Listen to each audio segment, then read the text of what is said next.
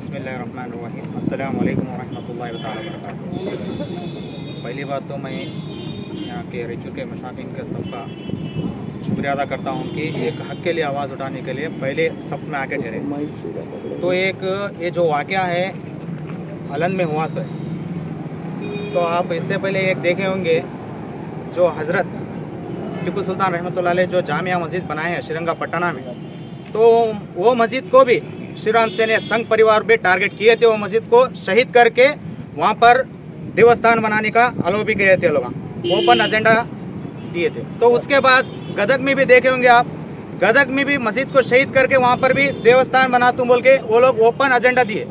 तो आप तमाम को नॉलेज में रहना है और नॉलेज भी है इस ताल्लुक से। जो संघ परिवार और श्री राम सेना के जो सिद्धलिंगा स्वामी जो उन्होंने ओपन चैलेंज करके जो बोले हैं अलन चलो आंदोलन करें, ऑलरेडी फरवरी 28 को जो डिक्लेयर किया गया था 144 सेक्शन, वहाँ पर जो भी है ना मजहब के आके वहाँ पर पूजा शिवलिंग बोल के जो पूजा कर रहे हैं वहाँ पर वो नहीं करना बोल के ही 144 सेक्शन डाला गया था। तो 144 सेक्शन का उल्लंघन करे ये लोग। पहली बात तो अरेस्ट जो किए बच्चों को नहीं करना था, ये जो उल्लंघन करे जो एमपी बीदर के एमपी भगवान जो है ना उन्होंने अपने पूरी टीम के जरिए से लेके 2000 से 3000 से पब्लिक को गुलबर्गा बीदर सीडम के वहाँ पे बीजेपी एमएलए एमपी लोग लेके वो दरगाह को आए अटैक करे। तो एक पुलिस जो गुलबर्गे की पुलिस है तो वो ऑलरेडी लॉ एंड ऑर्डर उनके हाथ में है, कानून उनके हाथ में है और कानून ऑलरेडी बोला है 144 सेक्शन डाला गया है बोल के।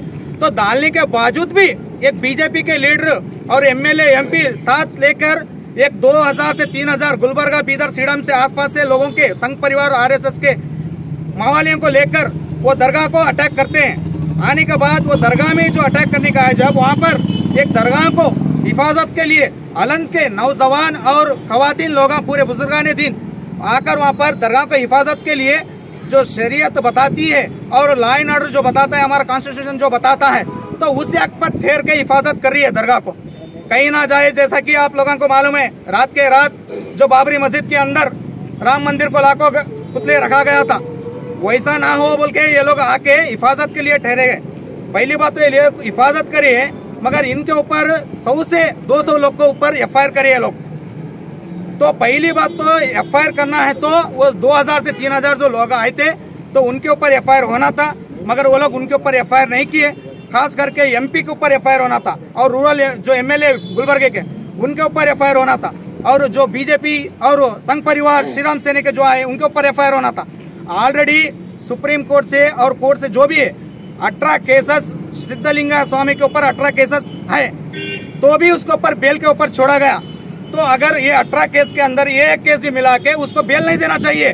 सही बात तो ये डीसी और एसपी गुलबर्गे के ये लोग उसमें पॉलिटिक्स वाले के साथ दे के 10 लोगों को अंदर अलाउ करके दरगाह के अंदर जाके जो है ना वहाँ पर लिंग पूजा करते हैं लोग। तो हम मजम्मत करते हैं, ये एक लॉ एंड ऑर्डर को खुद एसपी और डीसी तोड़ रहे हैं और एमएलए एमपी का साथ दे के ये अपना लॉ एंड ऑर्डर को भूल गए ये लोग।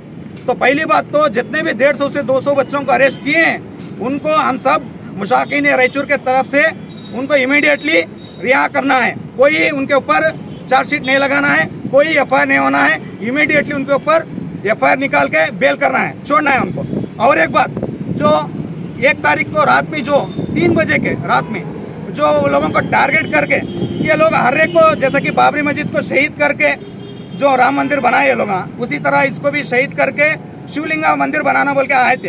तो बनाना नहीं बोल के वो जो 1992 के अवाम थे, अब जो है ना 2022 के अवाम है, जागी हुई अवाम है, वो नहीं होना बोल के दरगाह की हिफाजत के लिए थोड़े लोग आके वहाँ दरगाह की हिफाजत के लिए ठहरे हैं, मगर उसको एमएलए एमपी टारगेट करके डीसी एसपी से प्रेशर डाल के उन लोगों को अरेस्ट किया है। रात के 3 बजे वो गलियों में आके दरवाजे तोड़ के धमकी दे के जबरदस्ती मार के बच्चों को नौजवान बच्चों को अरेस्ट किया गया है। उसके अंदर 3 खवातीन बुजुर्ग लोग थे, वो हैबत खा के हार्ट अटैक होके इंतकाल हो चुके हैं। इंतकाल होने के बाद उनकी बॉडी को लज्जा को तदफीन करने के लिए वो दरगाह में कब्रिस्तान है, वो कब्रिस्तान में जाके तदफीन करने के लिए पुलिस अलाउ नहीं कर रही है। शर्म आना चाहिए गुलबर्गे के पुलिस को, शर्म आना चाहिए डीसी और एसपी को। वो एक MP और MLA के बात सुन के एक जो इंतकाल हुए उनको तदफीन करने के लिए नहीं दे रहे हैं। तो ऐसा माहौल एक अलंज शहर में हो चुका है। इसका पूरा जो है सिद्धलिंगा स्वामी और संघ परिवार, RSS, BJP के लोग साथ देके ये हमारे मुसलमान कम्युनिटी के ऊपर जो हमारे पता फैला रहे हैं लोग। और एक बात तो आप लोगों को मालूम होना है कि जो ऑलरेडी दरगाह के ताल्लुक से 1993 में जो कोर्ट में डाले थे लोग, सिविल कोर्ट में, क्या बोल के यहाँ का जो दरगाह है, दरगाह नहीं है, शिवलिंगा मूर्ति की देवस्थान है बोल के बोले थे। वहाँ पर केस डिस्पोज हो चुका है, यहाँ पर कोई शिवलिंग नहीं है बोल के कहाँ से कोर्ट से ऑर्डर आ चुका है। उसके बाद फिर 2009 में डाले लोग, 2009 में भी क्या भी नहीं है बोल के डिस्पोज होगा, हमारे हक में इंसाफ मिली है।